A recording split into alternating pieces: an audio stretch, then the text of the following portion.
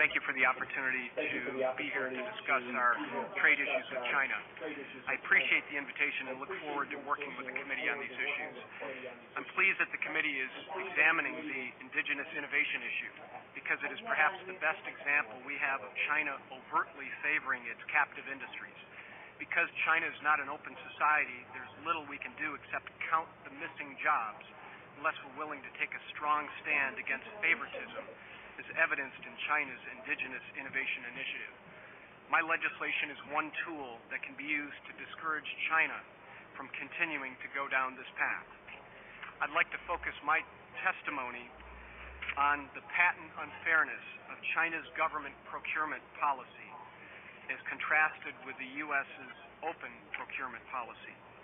Although I represent a manufacturing and technology state, Michigan, that has long-standing concerns with China, my most recent involvement in this issue started rather innocently. This year I was provided a bag of promotional materials for the U.S. Census. As is my custom, I inspect the labels of the products that determine their country of origin. The first article is this hat. Now, we all get a lot of hats from groups in my district, and I have a number of them here. But of all the hats I've ever received, I've never seen one as of poor quality as this one. I can't imagine anyone actually wearing it. I was shocked to see that this hat was made, you guessed it, in China. I wasn't shocked because the quality was particularly poor. I was shocked because I couldn't believe that the U.S. Census was procuring promotional goods from China paid for with our tax dollars. In the same package of goods, there was a Census 2010 keychain, you guessed it, made in China. Any manufacturer in our district could tool this and be in production in a week. I've checked. I was outraged that our tax dollars were going to our competitors, and I really hit the ceiling when I realized that China shut out U.S. firms from its own $580 billion stimulus plan. Something is fundamentally wrong here when a trading relationship is a one-way street that drives jobs out of the U.S.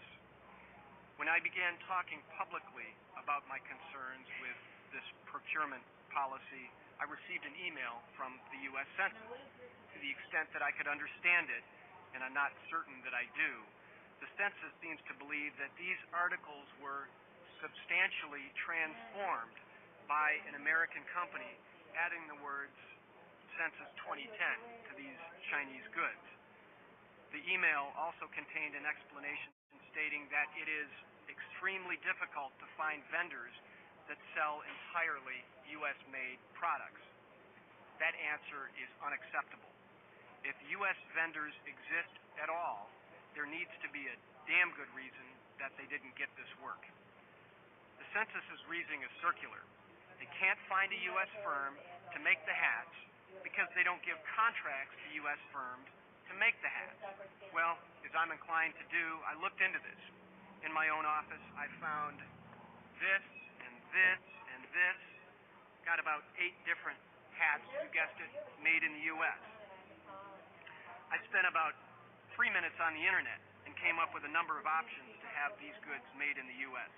There is no question but that there is sufficient U.S. manufacturing capacity to make these goods.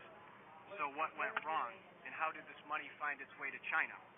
We're still looking into this issue, but it's clear that something went wrong, especially when the American Chamber of Commerce in China, who I believe testified earlier, is reporting that U.S. companies, even U.S. companies that have operations in China, manufacturing there, are being shut out of that market. China is playing us for fools regarding the Government Procurement Agreement, or GPA.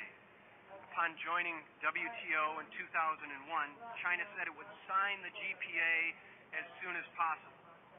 9 years later, that still hasn't happened.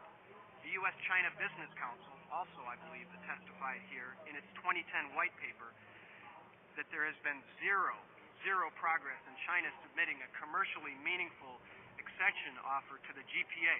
It would be interesting to know how many billions of taxpayer dollars have gone to China during that 9-year period. When China does submit an offer regarding GPA, you can bet that it will be full of exceptions that will end up costing American jobs. So when will we play tough? When will we get it?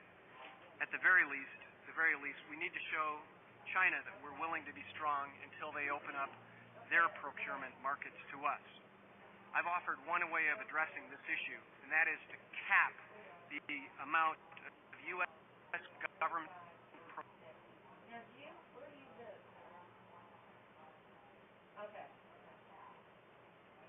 procurement of Chinese goods to the amount of American goods purchased by the Chinese government.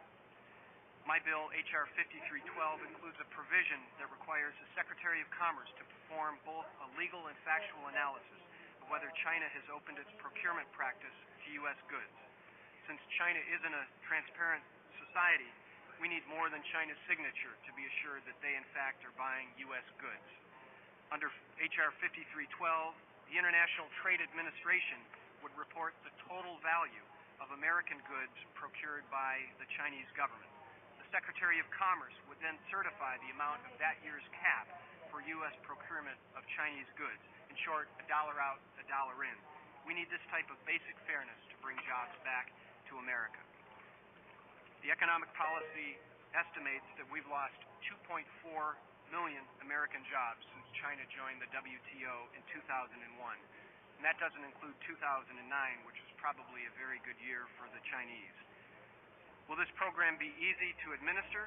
Perhaps it represents challenges, but there are 2.4 million American families that want us to face these challenges. To a casual observer, it might look as if there are sufficient laws on the books to favor U.S. goods, but it's apparent that the current laws have not been sufficient to stem the flow of jobs heading out. I suspect that the exceptions and waivers have swallowed the rule, and it's time to re-examine the relationship. At the very least, it will take some positive action that China may understand that it needs to put forth a meaningful accession offer to the GPA, and they'll stop this indigenous innovation program. There's a right way to do this. Secretary LaHood traveled to China to tell them that rolling stock for our new railroad investments need to be made in the U.S. and that waivers won't be granted. That's the right message. American workers can build anything if they're given half a chance to do it. Earlier, I showed you the worst baseball cap I've ever seen. Here's the best one, made right in the USA. Anyone involved in this industry knows that there is sufficient U.S. capacity to make these hats and these keychains and keep these jobs in the United States. We can't afford to continue to let China eat the lunches of American workers through currency manipulation, indigenous innovation, and other means. Thank you for this opportunity to testify.